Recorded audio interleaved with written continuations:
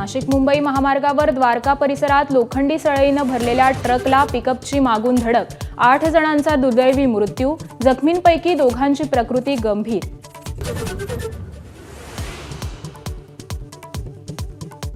नवी मुंबईत पाम बीचवर भरधाव कारच्या धडकेत 2 तरुणींचा मृत्यू, अपघातानंतर कार चालक फरार, एपीएमसी पोलीस ठाण्यात गुन्हा दाखल.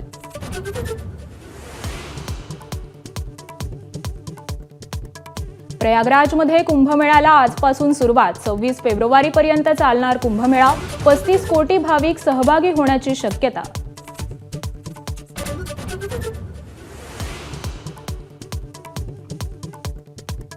कार्यकर्ते केशव तर मोदीजी माधव होते. विधानसभा निवडणुकीच्या घवघवीत यशानंतर फडणवीसांकडून वक्तव्य, तर सर्व घोषणा पूर्ण करण्याचंही दिलं आश्वासन.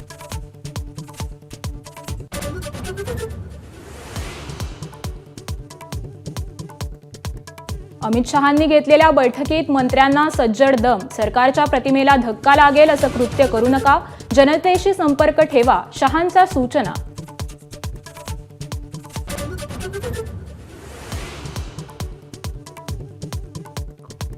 महापालिका निवडणुकांमध्ये विधानसभेपेक्षाही मोठा विजय हवा, अमित शहांचं भाजपच्या शिर्डीतल्या अधिवेशनात नेत्यांकडून अपेक्षा, उद्धव ठाकरे शरद पवारांवर पुन्हा टीकेची झोड.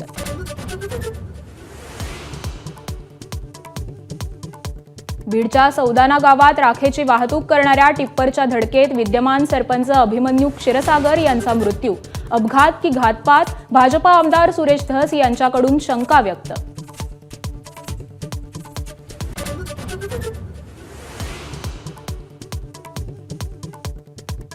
वाल्मिक कराड विरोधात मोक्का लावा, मस्साजोगचे गावकरी आक्रमक, सामूहिक आत्मदहनाचा इशारा, तर सरपंच संतोष देशमुखांचे लहान भाऊ धनंजय देशमुख मस्साजोगमध्ये टॉवरवर चढून आंदोलन करणार.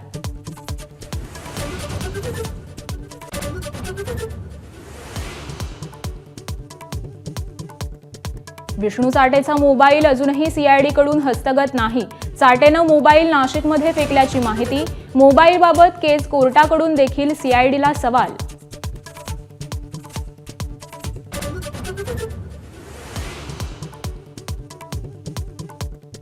रणजीच्या क्रिकेट संघातून काढल्यावर कपिल देवची हत्या करायला त्याच्या घरी गेलो होतो, पण कपिलच्या आईकडे बघून गप्प बसलो, क्रिकेटपटू योगराज सिंह यांचा खळबळजनक दावा.